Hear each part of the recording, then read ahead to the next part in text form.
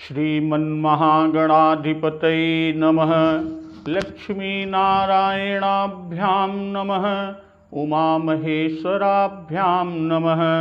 वाणीहिरण्यगर्भाभ्यां नमः। शचीपुरन्दराभ्यां नमः। मातापितृचरणकमलेभ्यो नमः। इष्टदेवताभ्यो नमः। कुलदेवताभ्यो नमः। ग्रामदेवताभ्यो नमः। स्थानदेवताभ्यो नमः। वास्तुदेवताभ्यो नमः। सर्वेभ्यो देवेभ्यो नमः। सर्वेभ्यो ब्राह्मणेभ्यो नमः। ओम सिद्धिबुद्धिसहिताय श्रीमन्महागणाधिपतये नमः। भक्तजन, बाबा गोस्वामी तुलसीदास रचित श्री रामचरितमानस के अर्थ सहित व्याख्या का श्रवण अमृत रसपान की श्रृंखला में हम लोग 235 दोहे तक का श्रवण अमृत पान कर लिया है और इस समय जो प्रसंग चल रहा है, इस प्रसंग में प्रभु श्री राम लक्ष्मण जी के साथ गुरु जी की आज्ञा लेकर वाटिका से पुष्प दल लेने आए हैं और माता सीता सखियों के साथ गिरजा पूजन के लिए आई हैं। तो सखियों ने लता की ओट से श्याम सुंदर और गौर कुमारों अर्थात प्रभु श्री राम और लक्ष्मण जी को दिखलाया और प्रभु श्री राम के रूप को देखकर नेत्र ललचा उठे कि देख रूप लोचन ललचाने, हर से जनु निज निधि पहचाने। और इस तरह प्रसन्न हुए मानो उन्होंने अपना खजाना पहचान लिया।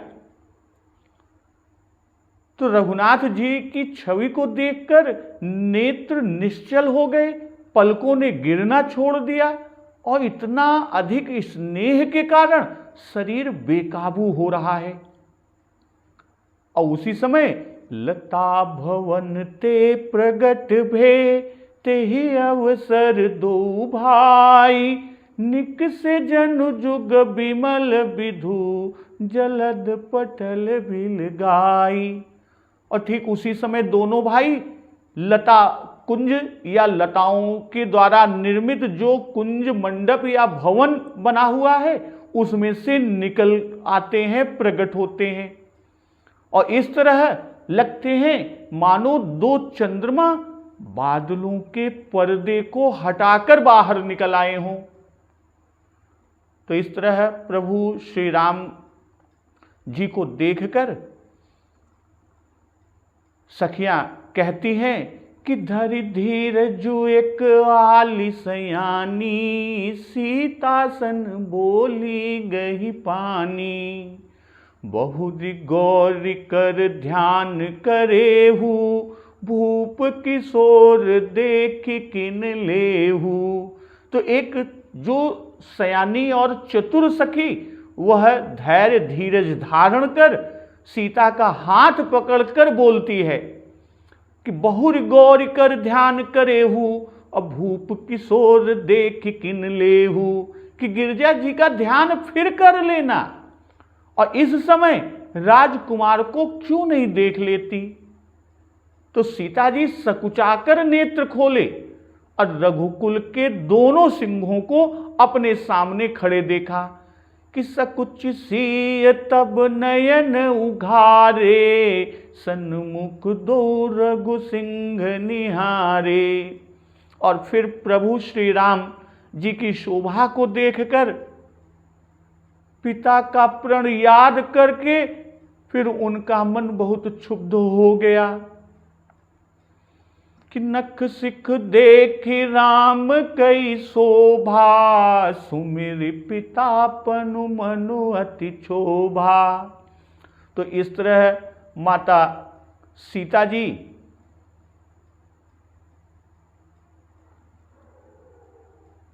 प्रभु के ध्यान में लीन हो जाती हैं,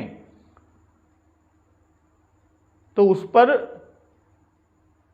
माता सीता की एक सखी कहती है कि पुण्या उबेहि बेरिया काली, अस कही मन बिहसी एक आली। जब सीता जी को प्रेम के वश देखा तब सब भयभीत होकर कहने लगी कि बड़ी देर हुई। तो इसी पर एक सखी कहती है कि कल फिर इसी समय आवेंगी, और ऐसा कहकर वह सखी मन में हंसी। तो इस तरह सखी की रहस्यमयी वाणी को सुनकर सीता जी सकुचा गई और चलने को हुई।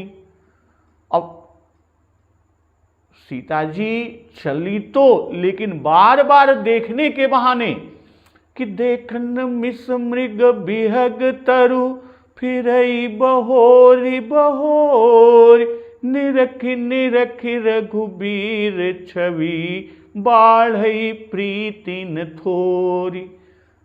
तो मृग के बहाने, पक्षी के बहाने, वृक्षों के देखने के बहाने सीता जी बार बार घूम जाती हैं और श्री रामचंद्र जी की छवि देख देख कर उनका प्रेम कम नहीं बढ़ रहा, अर्थात बहुत ही बढ़ता जाता है।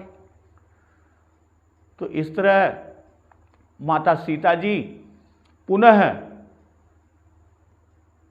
मां भवानी के मंदिर में गई और उनके चरणों की वंदना करके हाथ जोड़कर बोलती हैं कि गई भवानी भवन बहोरी, बंदी चरण बोली कर जोरी। क्या कहती हैं कि जय जय गिरिवर राज किशोरी, जय महेश मुख चंद चकोरी, जय गज बदन खडानन माता, जगत जननी दामिनी दुति गाता, नहीं तव आदि मध्य अवसाना, अमित प्रभाव बेदु नहीं जाना, भव भव विभव पराभव कारिणी, विश्व विमोहनी सोबस बिहारिणी। इस तरह माता सीता जी मां भवानी गौरी गिरिजा की पूजन करती हैं। और आज का प्रसंग यहीं से आगे चलते हैं कि पति देवता सुतीय महु, माथु प्रथम तव रेख, महिमा अमित न सकहि कही, सहस शारदा शेष। भाई, पति को इष्ट देव मानने वाली श्रेष्ठ नारियों में हे माता आपकी प्रथम गणना है कि मातु प्रथम तव रेख, महिमा अमित न सकहि कही, सहस शारदा शेष। तो आपकी अपार महिमा को हजारों सरस्वती और शेष जी भी नहीं कह सकते। पहले ऐश्वर्य के महात्मा को कहा, नहीं तव आदि अंत अवसाना, अमित प्रभाव बेदु नहीं जाना। यह ऐश्वर्य का महात्म्य कि आदि मध्य और अंत रहित होना ही ऐश्वर्य है। और पति देवता सुतीय महु, मातु प्रथम तव रेख, महिमा अमित न सकहि कही, सहस शारदा शेष। और यह माधुर्य का महात्म्य है। भाई, पतिव्रता होना माधुर्य है। भाई, ऐश्वर्य में अमित प्रभाव और माधुर्य में महिमा अमित कहा। कोई नहीं जान सकता, वेद नहीं जाना, यह ऐश्वर्य। और इसे कोई कह नहीं सकता, न सकई कही, यह माधुर्य। कहने का आशय कि निर्गुण कहते नहीं बनता, तो वहां वाणी का प्रवेश नहीं। और माधुर्य में कथन है पर महिमा अमित है। तो इसी से कहने वालों में श्रेष्ठ शेष जी और शारदा जी। सो एक दो नहीं, हजारों भी एक साथ जुट जाएं, एक साथ हो जाएं तो भी नहीं कह सकते। भाई शारदा मैया स्वर्ग की और शेष जी पाताल के वक्ता हैं। जब ये नहीं कह सकते तो मर्त्य लोक में कौन है जो कह सके। और पहले कहा अमित प्रभाव वेदु नहीं जाना, और यहां कह रहे हैं कि महिमा अमित न सकहि कही सहस शारदा शेष। भाई जब प्रभाव को अमित कहा तब वेदों का न जानना कहा कि अमित प्रभाव वेद नहीं जाना, और जब महिमा को अमित कहा तब कहते हैं कि शारदा और शेष नहीं कह सकते। तो ऐश्वर्य के संबंध से प्रभाव निर्गुण स्वरूप का कहा गया और निर्गुण अव्यक्त स्वरूप रेख रहित है, इसी से उसका प्रभाव कथन में नहीं आ सकता, केवल अनुभव से जाना जा सकता है। सो की देह धरि होई नर जाहिन जानत वेद। और जय महेश मुख चंद चकोरी, भाई यह पातिव्रत्य के धर्म को पहले कहाई, अब यहां उसी की बड़ाई करती हैं कि पतिव्रताओं में आपकी पहली गणना है। भाई स्त्रियां पति देवता के ही संबंध से सुतीय हैं, और यहां पति देवता सुतीय महु यह कहकर स्तुति करने के पीछे का भाव कि श्री जानकी जी श्री राम जी को मन से वर्ण कर चुकी, अपना पति बना चुकी हैं कि चली राखी उर श्यामल मूर्ति। इसलिए यह दर्शा रही हैं कि जैसे आप शिव जी को मन से पति मान कर उस व्रत पर दृढ़ रही, वैसे ही मुझ पर ऐसी कृपा कीजिए कि मेरा पातिव्रत्य का धर्म निभा जाए। भाई पतिव्रता शिरोमणि को पतिव्रता की सहायता करनी ही चाहिए। श्रीमद गोस्वामी जी ने स्त्री के लिए पति ही को इष्ट देव बताया कि एक ही धर्म एक व्रत नेमा, काय बचन मन पति पद प्रेमा। और नारी धर्म पति देउन दूजा। तो पति को पतिव्रता परमेश्वर ही जानकर, जो पति को पतिव्रता परमेश्वर ही जानकर पूछती है। भाई पत्थर में परमात्मा की भावना करके जैसे भक्त एक पत्थर के टुकड़े को परमात्मा बनाकर ही छोड़ता है, वह उससे उस रूप में ही रीझते हैं कौन? प्रभु। तो उसी तरह अधम से अधम मनुष्य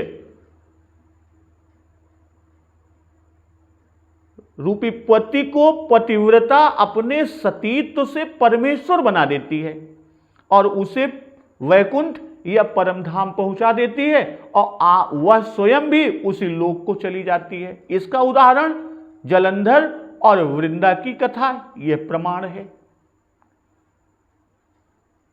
सेवत तो ही सुलभ फल चारी, बरदायनी पुरारी प्यारी। देवी पूज पद कमल तुम्हारे, सुर नर मुनि सब हो ही सुखारे। तो हे वर को देने वाली वरदायिनी, हे त्रिपुर के शत्रु शिव जी की प्रिय पुरारी प्यारी। तो आपकी सेवा करते ही चारों फल सहज ही मिल जाते हैं कि सेवत तो ही सुलभ फल चारी। और आगे कहती हैं कि देवी पूज पद कमल तुम्हारे, सुर नर मुनि सब हो ही सुखारे। कि हे देवी, आपके चरण कमलों का पूजन कर करके देवता, मनुष्य और मुनि सभी सुखी होते हैं। तो सेवत तो ही सुलभ फल चारी, कि सब प्रकार की बड़ाई करके अब माता जी की उदारता सीता जी कहती हैं, और उदारता कहकर अपने प्रयोजन को कहेंगी कि सुलभ फलचारी, कि चारों फलों की प्राप्ति दुर्लभ है, पर आपकी सेवा से वे सब सुलभ हैं। या इस तरह से कि आपकी सेवा से सब फल सुगमता से मिल जाते हैं, प्राप्त हो जाते हैं, और उनकी प्राप्ति में यानी चारों फलों की प्राप्ति में खेद, कष्ट व कठिनता नहीं होती। और जब हम औरों की सेवा से बात करते हैं तो औरों की सेवा से ये कठिनता से प्राप्त होते हैं। भाई औरों की सेवा का फल एकमात्र आपकी सेवा से प्राप्त हो जाता है, और सेवा से प्रसन्न होकर आप धर्म, अर्थ, काम और मोक्ष चारों फल सेवक को प्राप्त करा देती हैं, दिला देती हैं। और मैंने भी आपकी सेवा की है, तो तब मेरे मनोरथ की सिद्धि में आप विलंब क्यों कर रही हैं? माता सीता जी मां भवानी से कह रही हैं, जगदम्बा के पूजन के बिना चारों फलों की प्राप्ति दुर्लभ है। बिना जगदम्बा जी के पूजन के चारों फलों की प्राप्ति दुर्लभ है। यो न पूजयते नित्यं चंडिकां भक्त वत्सलाम भस्मीकृत्यायास्य पुण्यानि निर्दहेत परमेश्वरी। अर्थात जो भक्त वत्सला चंडिका की पूजा नित्य नहीं करते, उनके पुण्य कर्मों को परमेश्वरी जलाकर भस्म कर देती हैं। और यहां कहते हैं कि वरदायनी पुरारी प्यारी। वरदायिनी यानी श्री जानकी जी ने पहले ही पूजा करके वर मांगा था कि पूजा कीन अधिक अनुरागा निज अनुरूप सुभग बरु मांगा। और उसी समय वह सखी आ गई जिसने दोनों राजकुमारों को बाग में देखा था, और सब की सब सखियां सीता जी को साथ लेकर राजकुमार को देखने के लिए चल दी, यानी प्रभु श्री राम और लक्ष्मण जी को देखने के लिए चल दी। और गिरिजा जी ने उस समय तक एवमस्तु आदि कुछ भी नहीं कहा था। न कहने के पीछे कारण भी था। भाई नारद जी का वचन भी सत्य करना था कि मन में जिसको बसा लेंगी सीता वही वर मिलेगा। नारद जी का यह कथन था, इसलिए वरदायिनी कहकर दर्शाती हैं कि आप वर देने वाली हैं। मैंने पूर्व ही वर मांगा था पर अभी तक वह मिला नहीं, तो अब मुझे वर मिले। और यहां वरदायिनी में वर से दूल्हा का अर्थ भी निकलता है। वरदायिनी यानी दूल्हा देने वाली। तो चारों फल आपकी सेवा से सुलभ हो जाते हैं, यह कहकर उसका कारण आगे कहती हैं कि आप वरदायिनी हैं, अर्थात धर्म, अर्थ, काम तीनों फलों को तो स्वाभाविक आप दे देती हैं, और पुरारी प्यारी होने से मोक्ष भी प्राप्त करा देती हैं। तो पहले सेवत कहकर तब वरदायिनी कहने का भाव कि सेवा करने से चारों फलों की प्राप्ति कर देती हैं आप। अब पुरारी प्यारी के भाव, भाई इसके कई भाव संत जनों ने कहा है कि शिव जी के प्रति गौरी जी का प्रेम पहले कहा आई कि जय महेश मुख चंद चकोरी। भाई चकोरी का प्रेम चंद्रमा में है, पर चंद्रमा का प्रेम चकोरी में नहीं है, अर्थात चकोरी की प्रीति एकांगी है। तो इससे यह संदेह हो सकता है कि आपका भी प्रेम एकांगी है, शिव जी को आप प्रिय नहीं हैं। भाई आप तो उनसे प्रेम करती हैं। तो इसी के निवारणार्थ, इसी संदेह को दूर करने के लिए पुरारी प्यारी कहे कि शिव जी को भी प्रीति गिरिजा में कही, गिरिजा जी में कही। तो इस तरह दोनों में परस्पर अन्योन्य प्रेम को दर्शाया।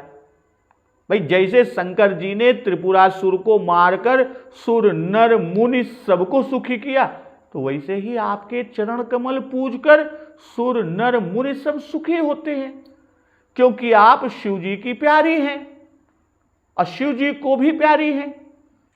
और त्रिपुरासुर के निवास के 3 स्थान थे, वैसे ही यहां श्री रघुनाथ जी से वियोग कराने वाले मेरे 3 शत्रु के स्थान हैं। कौन कौन से?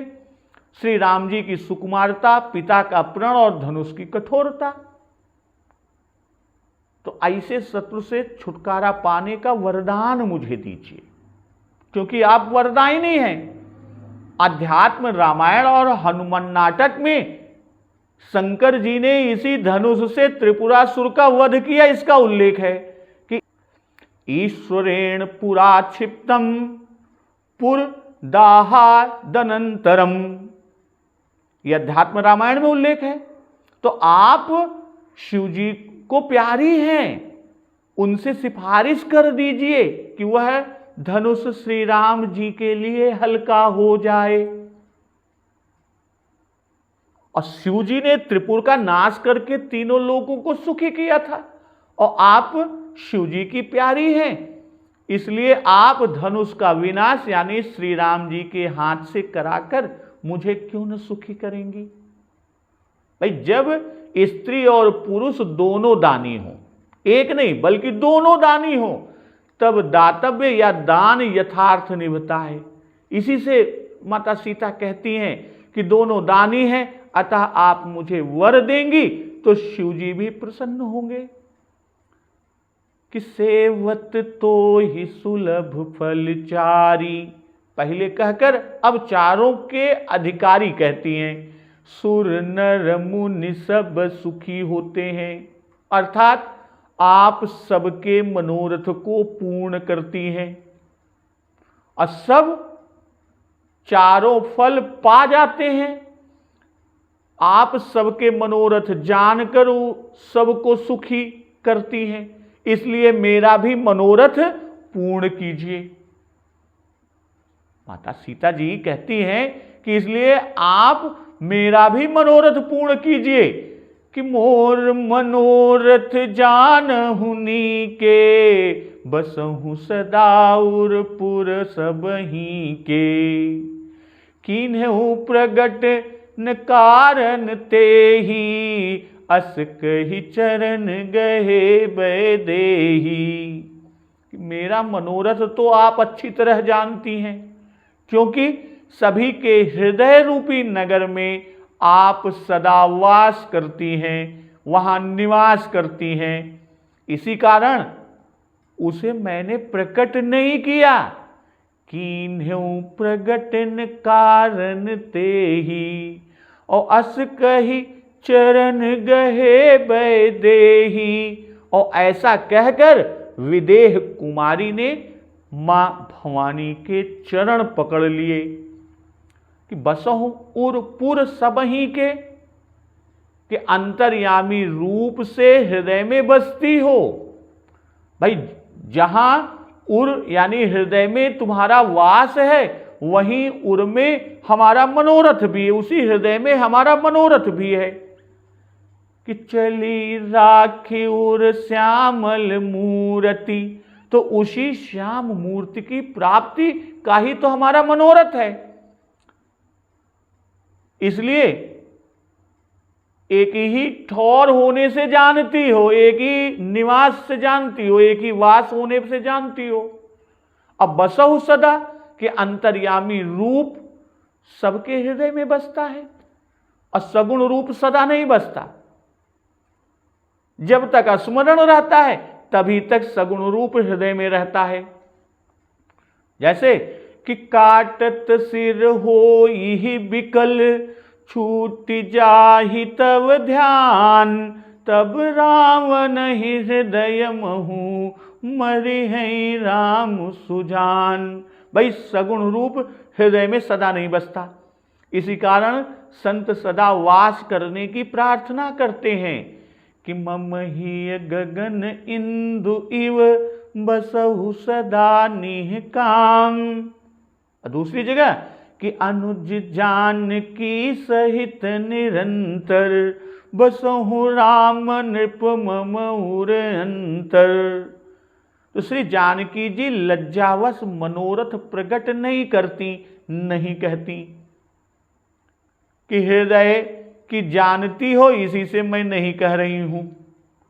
भाई, जब अंतःकरण की आप जानती हैं तो फिर यह भी जानती हैं कि लज्जावश नहीं कह रही है, और यह भी बात कहते लजाती हैं कि मैं लाज के मारे नहीं कह सकती। तो यहां जानकी जी के मन, वचन और तन तीनों के हाल को बाबा गोस्वामी दास जी ने कहा। मनोरथ को प्रकट न किया यह मन है, और अस कही यह वचन, और चरण गहे यह तन के हाल को कहा कि बंदी चरण बोली कर जोरी, यहां से लेकर अस कही चरण गहे बय देही, अपने कामना के पूर्ति निमित्त प्रार्थना की रीति को बाबा जी ने दिखाया। भाई पहले देवता के समीप जाकर प्रणाम करें, तब हाथ जोड़कर स्तुति करें, और स्तुति जो करते हैं तो स्तुति में पहले कुल की प्रशंसा करें। स्तुति में सबसे पहले क्या करें? सबसे पहले उस देवता के कुल की प्रशंसा करें, फिर स्वरूप की, तब उदारता की, और उदारता दिखाकर तब अपना मनोरथ कहें, और अंत में पुनः प्रणाम करें। तो ऐसा करने पर मनोरथ की सिद्धि होती है। और यहां कि जय जय गिरिवर राज किशोरी से खडानन माता तक कुल की प्रशंसा कही, और जगत जननी दामिनी दुति से पति देवता तक स्वरूप की प्रशंसा कही, असेवत तो ही सुलभ से हो ही सब सुखारे तक उदारता कही, और तब मोर मनोरथ कहा। तो उसके बाद कि मोर मनोरथ जानहुनी के, बसहु सदाउर पुर सबही के, तब मनोरथ को कहा। तो मनोरथ कि विनय प्रेम बस भई भवानी, खसी माल मूर्ति मुसुकानी। श्री पार्वती जी श्री सीता जी की विनय और प्रेम के वश हो गई, और खसी माल मूर्ति मुस्कानी, माला खिसक पड़ी और मूर्ति मुस्कुराती है। भाई चरण पकड़ना तन की भक्ति है, विनय करना वचन की भक्ति है, और प्रेम होना मन की भक्ति, यानी तन वचन और मन तीनों भक्ति। कहने का आशय कि मन वचन कर्म तीनों की भक्ति को देखकर मां भवानी वश में हो गई, और वश में होकर फूल की माला पार्वती जी के कंठ से प्रसाद के लिए गिरी, और माता सीता उसी को सादर सिर पर धारण कर लिया।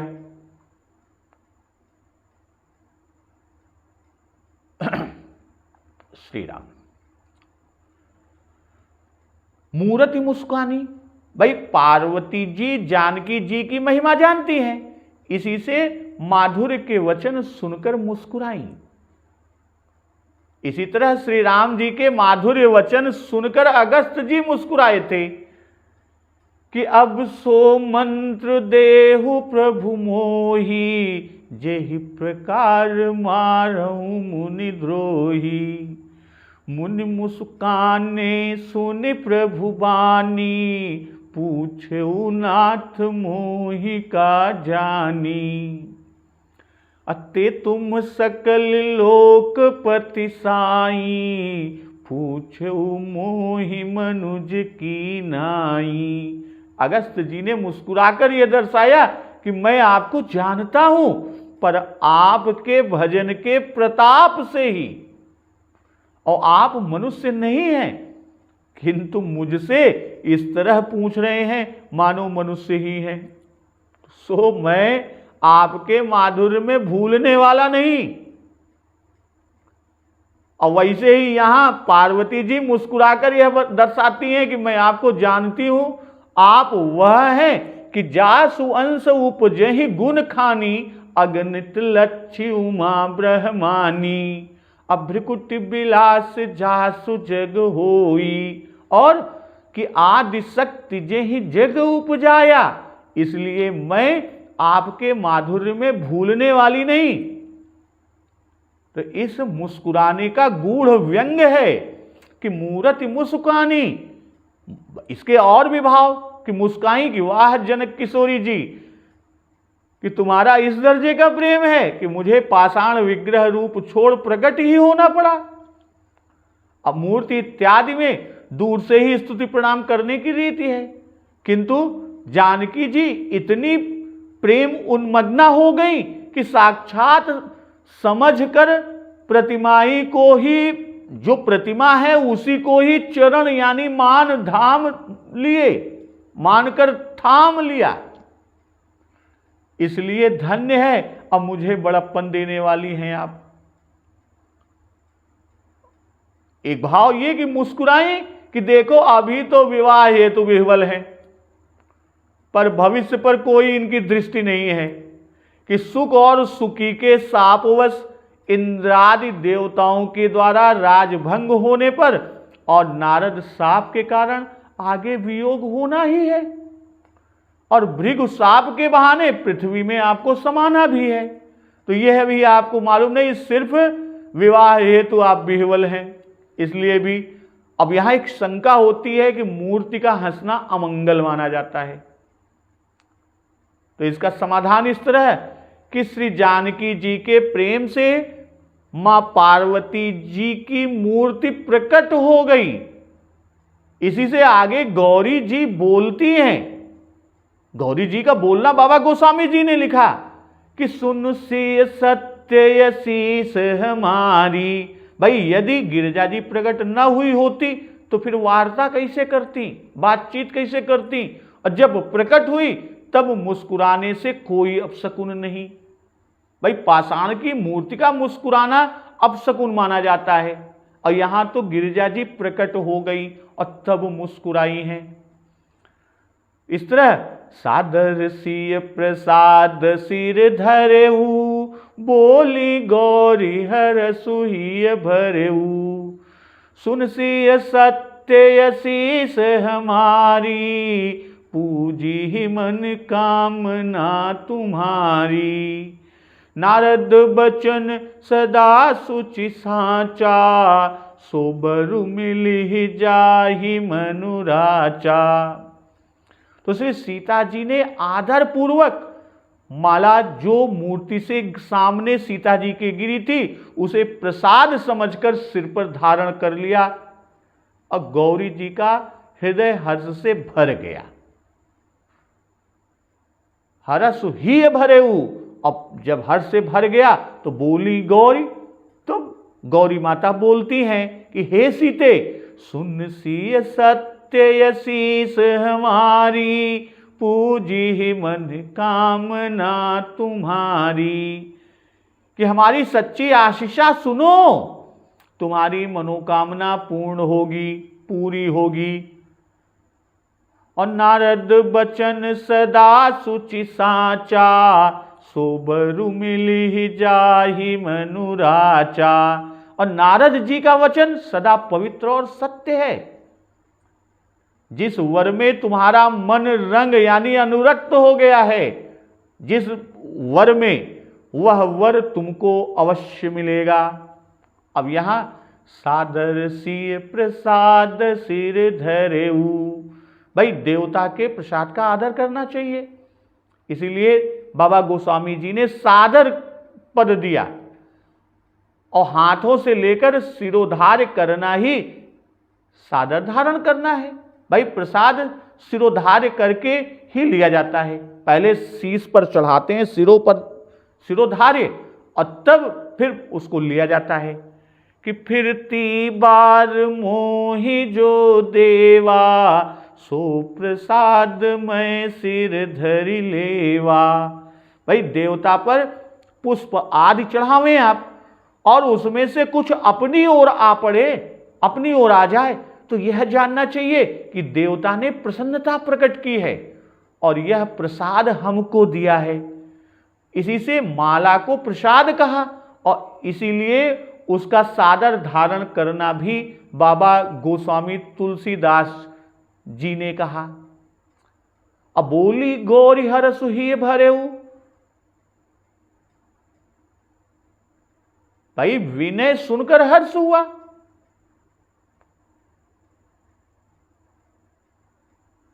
चरण पकड़ने पर हर्ष हुआ, प्रेम देखकर हर्ष हुआ, और प्रसाद का इतना आदर देखकर हर्ष हुआ, इसी से हृदय हर्ष से भर गया। और वरदान हर्ष से ही दिया जाता है, इसलिए अत्यंत हर्षपूर्वक मां गौरी बोलती है, भाई हृदय में हर्ष इससे भी भर गया, हमसे वर मांगकर हमें बड़ाई दे रही हैं। तो सत्य आशीष, भाई देवता का आशीर्वाद सदा सत्य ही होता है। शिवचाप की कठोरता, उसका टूटना कठिन जानकर सीता जी घबरा जाती है। वचन की सत्यता का विश्वास छूट जाता है, इसलिए पहले उनका विश्वास दृढ़ करने के लिए वचन को सत्य कहती है कि सुनु सिय सत्य आशीष हमारी, पूजी ही मन कामना तुम्हारी।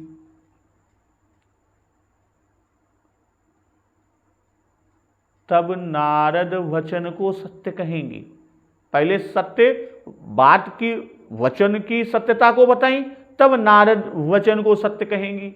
कौन? माता गौरी जी। और श्री जानकी जी को आशीष देकर भवानी अपनी वाणी सफल करती हैं कि तदपि देवी मय देवी आशीषा, सुफल हो निहित निज भागीसा। और जानकी जी ने जो कहा था कि मोर मनोरथ जानहु नीके, तो उसी पर भवानी जी कहती हैं कि पूजी मन कामना तुम्हारी। पूजी का मतलब पूर्ण होगी, पूजी सकल वासना जी की। और नारद बचन सदा सुचि साचा, सोभरु मिलि जाहि मनुराचा। भाई नारद वचन पर विश्वास मानकर उसे हृदय में दृढ़ता पूर्वक रखे रहें, इसीलिए कहा कि उनके वचन सदा सत्य और सुचि हैं। और कैसे जाना कि नारद वचन पर विश्वास नहीं रह जाता? इससे कि नारद वचन स्मरण करने से पवित्र प्रेम उत्पन्न हुआ था कि सुमिर सिय नारद बचन, उपजी प्रीति पुनीत। अब हमसे विकल होकर इस तरह भी नहीं कर रही हैं, तो इससे यह निश्चय है कि नारद के वचन पर दृढ़ता नहीं है, उस पर दृढ़ नहीं है। दृढ़ होती, वचन को सत्य मानती होती, तो राजकुमार की सुकुमारता और धनुष की कठोरता आदि समझकर घबराती नहीं। और अपने संबंध में तो आशीष कहा कि सुन सिय सत्य आशीष, और नारद जी के विषय में वचन कहा। कारण कि नारद जी ने भावी कही है, आशीर्वाद नहीं दिया था। इसी से पहले भी वचन ही शब्द बाबा गोस्वामी दास जी ने कहा कि सुमिर सिय नारद बचन, और यहां गौरी जी ने भी नारद वचन कहा कि नारद के वचनों पर दृढ़ विश्वास करने का उपदेश देकर अब बाद में नारद जी के वचन को ही दोहरा दिए कि सोबरु मिलि जाहि मनुराचा। भाई सीता जी ने कहा था मोर मनोरथ जानहु नीके, तो वह मनोरथ यहां पर वो खोल दी। असुचि साचा कि अब उर धरऊ ब्रह्म बरबानी, सत्य सदा संतत सुचि जानी। भाई सदा सत्य है कि बर पावक प्रकटय ससिमाही, नारद बचन अन्यथा नाही। कि जैसे मैं देवी हूं वैसे ही नारद जी भी देवर्षि हैं, सुचि हैं, और संशय भ्रम वाग छल आदि दोषों से रहित है। ब्रह्मा जी ने हिरण्यकश्यप को जो वर दिया वह सच्चा था, पर सुचि नहीं था, क्योंकि उसमें मृत्यु का कारण गुप्त रहा। और नारद के वचनों में कुछ कारण गुप्त नहीं है, वह अमल सच्चा है, सदा एक रस सत्य है। अब पार्वती जी स्वयं अपने विषय में नारद वचन की पूरी परीक्षा पा चुकी हैं अपने विषय में, इसलिए सुचि सत्य कहना ठीक ही है। तुम मन जाहि राचेउ मिलि सोबरु सहज सुंदर सांवरो, करुणा निधान सुजानु सीलु स्नेह जानत रावरो। यही भांति गौरी आशीष सुनि सिय सहित ही हरसियली, तुलसी भवानी पूजी पुनि पुनि, मुदित मन मंदिर चली।